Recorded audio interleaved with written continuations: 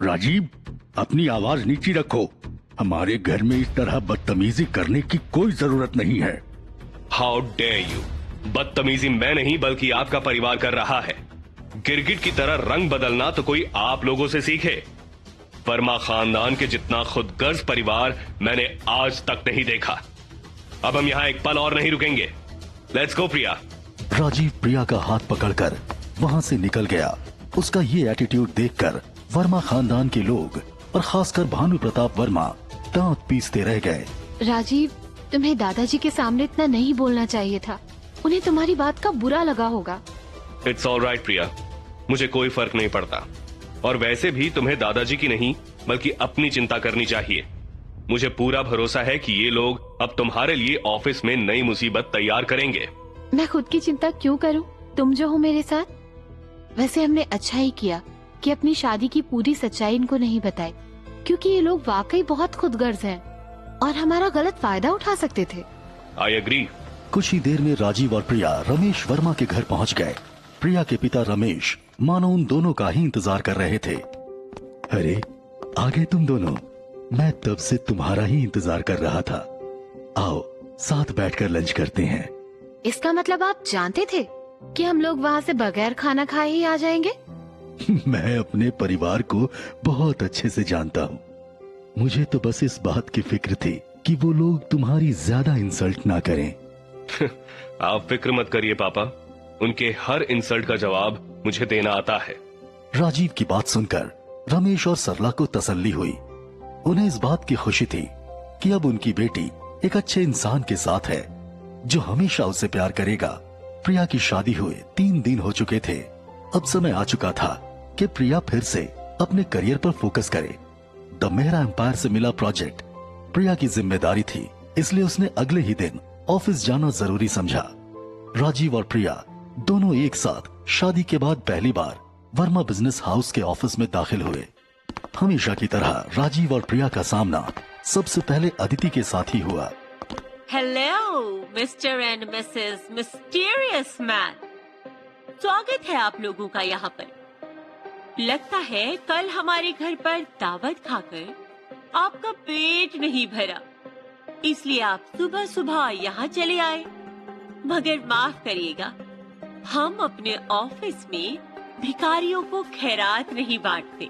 राजीव के लिए अदिति का ऐसा व्यवहार कोई नई बात तो थी नहीं। उसने अदिति की बातों को इग्नोर करना ही सही समझा। राजीव और प्रिया चुपचाप मीटिंग रूम की तरफ बढ़ने लगे, लेकिन अदिति कहाँ मानने वाली थी। लगता है तुमने मेरी बात का मतलब नहीं समझा अभी तक। भले ही तुम दोनों की शादी हो गई हो, मगर फिर भी राजीव इस तरह हमारे ऑफिस की मीटिंग में शामिल नहीं हो सकता। चुपचाप बाहर वॉचमैन के साथ खड़े होकर अपनी बीवी का इंतजार करो। पीयूष भी तो जब मन हमारे ऑफिस और घर में बिना बुलाए मेहमान की तरह आ जाया करता था। उसे तो कभी किसी ने नहीं रोका। राजीव मेरे साथ जाएगा। जस्ट शट अप प्रिया, तुम पीयूष और राजीव की कंपैरिजन नहीं कर सकती। पीयूष एक वेल रिनाउंड बिजनेसमैन है और तुम्हारा पति महज एक भिखारी। हमने तुम्हारे पति को पालने का कोई ठेका नहीं लिया है, okay? How dare you! Priya Aditi से आर्गुमेंट करने ही वाली थी कि राजीव ने उसका हाथ पकड़ लिया। राजीव जानता था कि ये लोग जानबूझकर प्रिया को उकसा रहे हैं, इसलिए उसने प्रिया को शांत करना ही बेहतर समझा। इट्स ओके प्रिया, मैं तुम्हारा बाहर ही इंतजार करूंगा। लेकिन राजीव, तुम इस तरह बाहर क्यों रुकोगे? अब तुम मेरे पति हो। मेरी बात समझने की कोशिश करो प्रिया, इन सब बातों पर ध्यान मत दो। तुम सिर्फ अपने काम पर फोकस करो। मैं यहीं तुम्हारा वेट करूंगा। राजीव को इस तरह बाहर जाता देख प्रिया को बहुत बुरा लगा। ये तुमने बिल्कुल ठीक नहीं किया अदिति। ठीक तो अब तुम्हारे साथ बिल्कुल भी नहीं होने वाला है। तुमने कॉन्ट्रैक्ट साइन करवाने के नाम पर हमसे जो धोखा किया है, उसका अंजाम तो तुम्हें भुगतना ही पड़ेगा। ये किस धोखे की बात कर रही हो तुम? मैंने कोई धोखा नहीं दिया। व्हाटएवर। अदिति फुल एटीट्यूड के साथ मीटिंग रूम में चली गई। प्रिया को कुछ समझ नहीं आ रहा था। कंफ्यूज प्रिया भी उसके पीछे पीछे चल पड़ी। मीटिंग रूम में सभी लोग पहले से मौजूद थे और प्रिया का ही इंतजार कर रहे थे। आज ऑफिस का माहौल काफी टेंस था। जैसे ही प्रिया बेहद गुस्से में बैठे थे और उनकी आंखें बिल्कुल लाल थी, प्रिया को अपने सामने देखते ही वो अपनी सीट से उठकर खड़े हुए और एक फाइल उठाकर प्रिया की ओर जोर से फेंका। दादाजी का ऐसा बर्ताव देख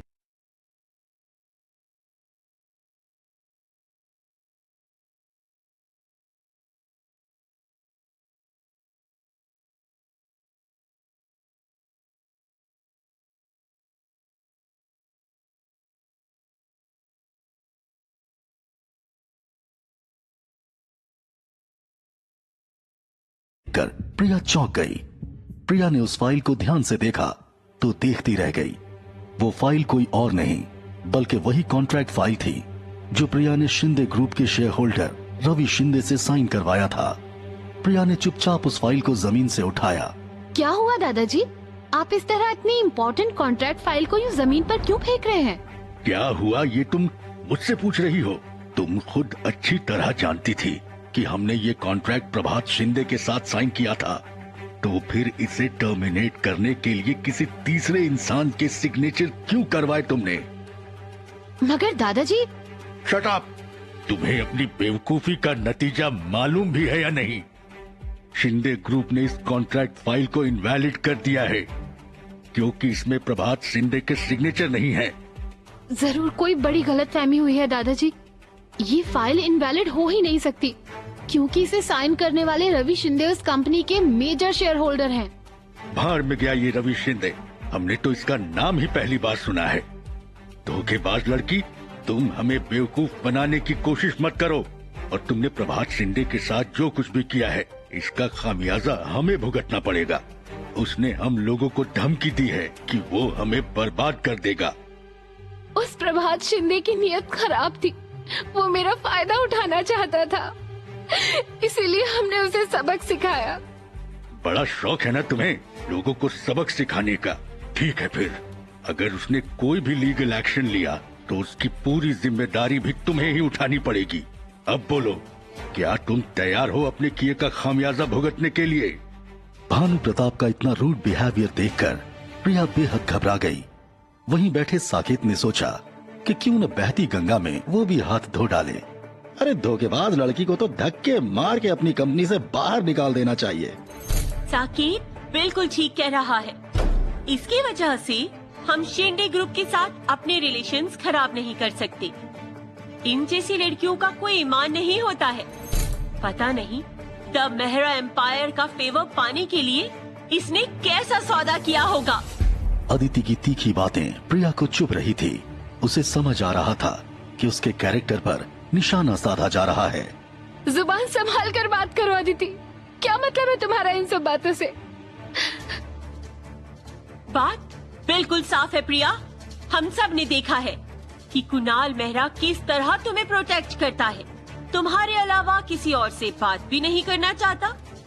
हमें सब कुछ समझ में आता है, समझी? अरे भाई, उसकी मेहरबानी पाने के लिए जरूर तुमने खुद को उसे बेचा ही होगा।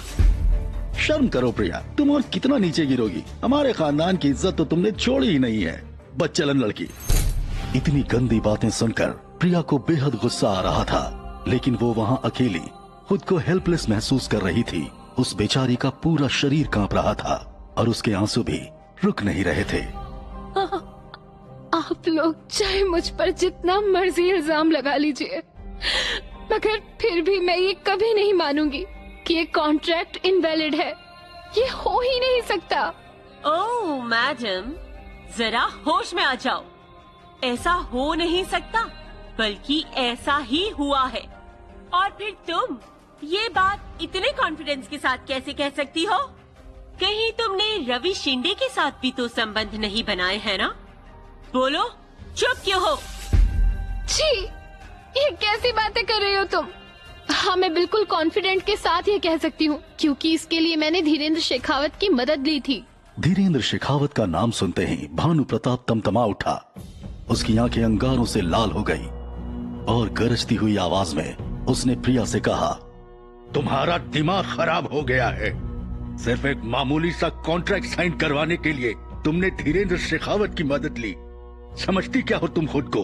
तुम्हें अंदाजा भी है इस तरह तुम हमारे बिजनेस की गुडविल को कितना खराब कर रही हो? ये कोई मामूली बात नहीं थी दादाजी।